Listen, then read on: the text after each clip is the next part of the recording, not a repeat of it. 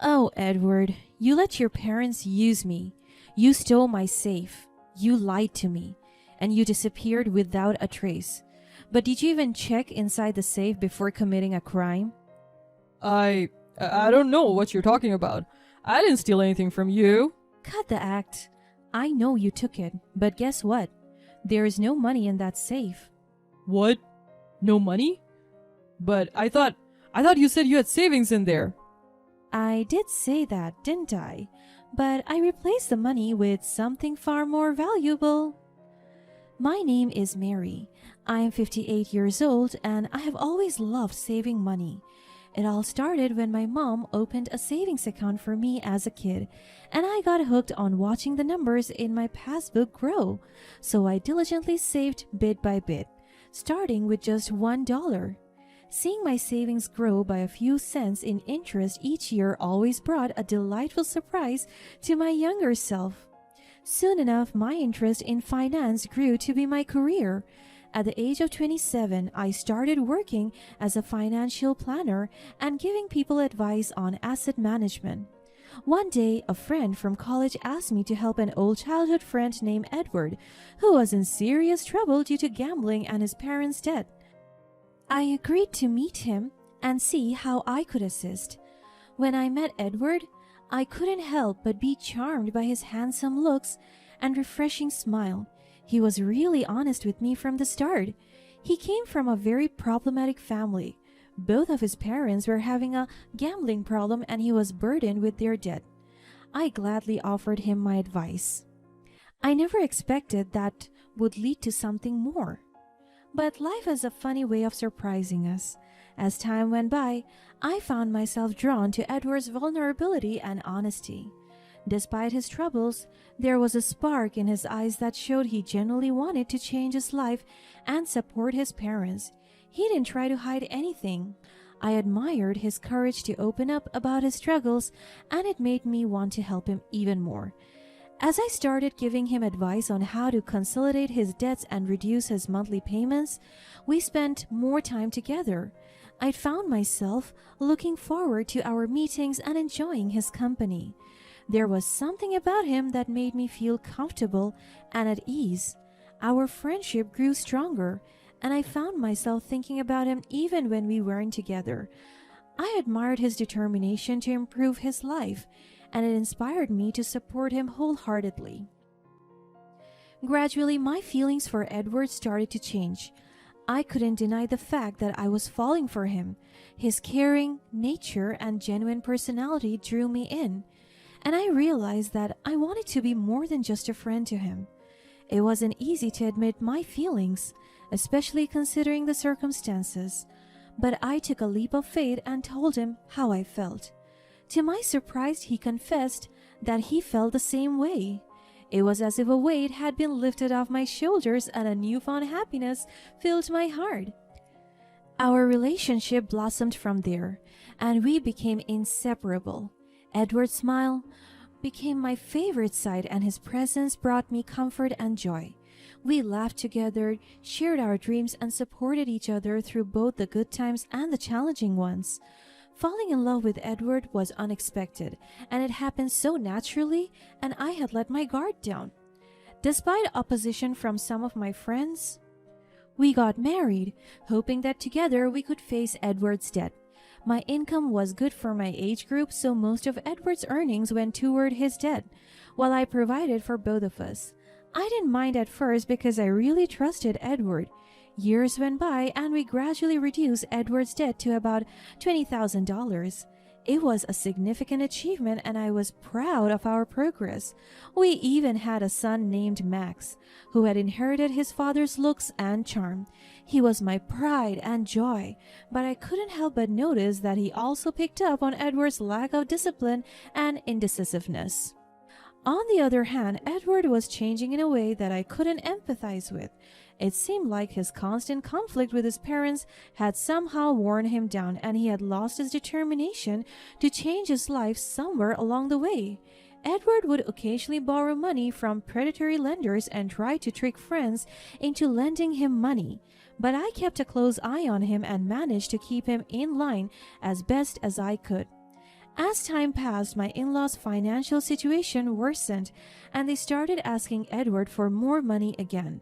It seemed like they were struggling to make ends meet, which I found really odd. I told him that I couldn't stand this situation for much longer. I couldn't be the only person who wanted to save money and change their lives for the better. Edward and his parents needed to have that determination themselves. And so, Edward decided to stop providing for his parents to prevent the debt from increasing further. To be fair, I didn't think it was such a big problem. Edward's parents ran a small grocery store, and I knew that if they just set their minds to it, they would be able to pay off the $20,000 debt in a year or so.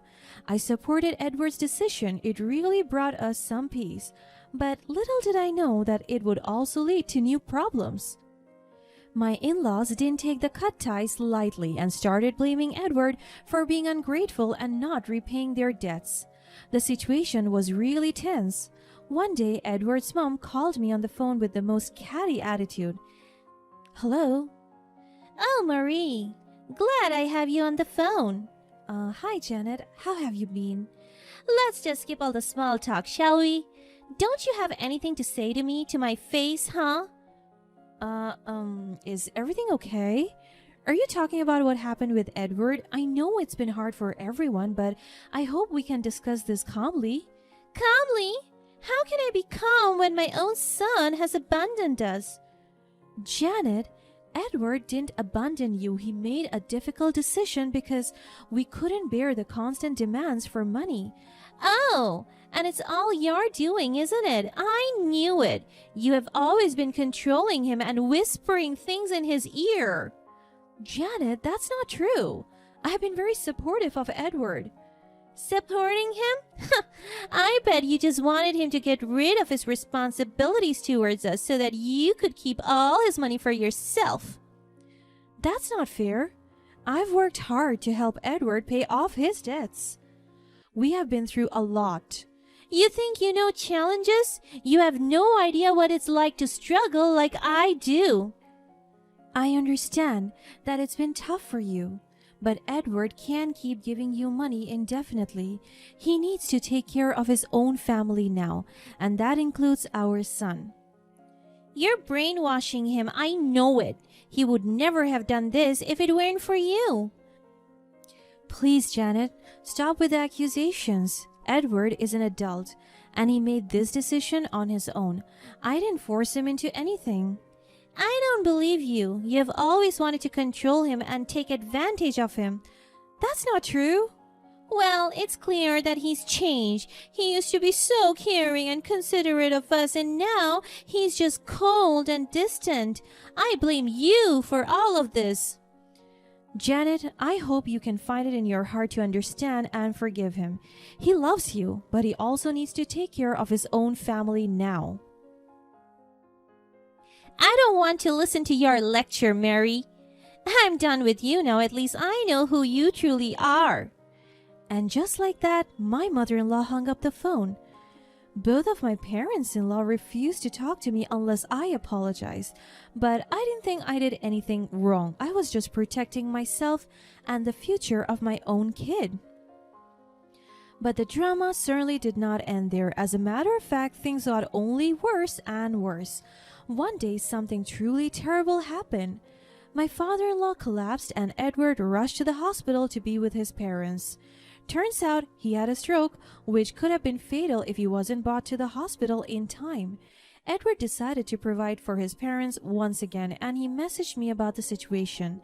Edward apologized for breaking our promise of not giving them money. He was torn between supporting his parents and staying true to our agreement. I understood his predicament and supported him in providing some financial assistance for his dad's medical bills. After all, they were still his family, but it hurt me to see him going back on our promise, especially after all the hard work we put into reducing their debt.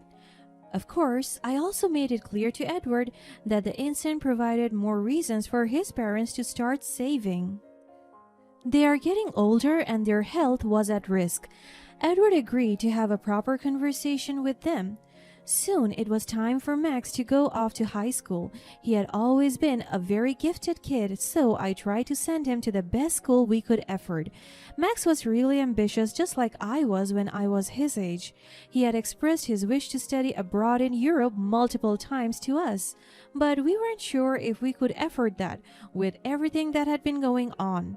Well, to be fair, Edward wasn't sure. I had always been very prepared in that regard. One day, Edward sat me down so we could talk about Max's future.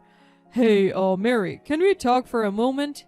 Of course, Edward. What's on your mind? Well, I've been thinking about Max's future, and I was wondering if we could afford to send him to college. Listen, Edward, I have actually been saving up specifically for his education for a long time now. Oh, how come I never knew about this? I just know you have a lot on your plate, at least financially, but look, I have around $200,000 in savings that we can use for that. Oh, that's good to know. I just want to make sure he has the best opportunities, you know. I understand, Edward. We both want what's best for Max, and I'm glad we can support him through college. You know, it's great that you have been so responsible with our finances, Mary. Well, it's been a passion of mine, and I wanted to ensure we have a secure future for ourselves and Max. Mary, do you keep your passbook and cash in the safe? Yes. Why do you ask? Oh, no reason. It's just that I was wondering if we could use the safe for something else. Something else? Like what? Oh, you know, just thinking about some personal stuff. Don't worry about it. Okay, is everything alright? Everything's fine, Mary. Don't worry too much. I had a very uneasy feeling after that conversation, but I didn't know why. Edward seemed really sneaky for the next few days, trying to walk by whenever I had a reason to open my safe. It was as if he wanted to check if I really had the money in there. I should have known better by that point, but I didn't want to believe in my gut feeling. Soon, I found out that Edward was really up to no good. Just a few days later, I woke up to an eerily empty house. I couldn't help but feel a sense of unease creeping in.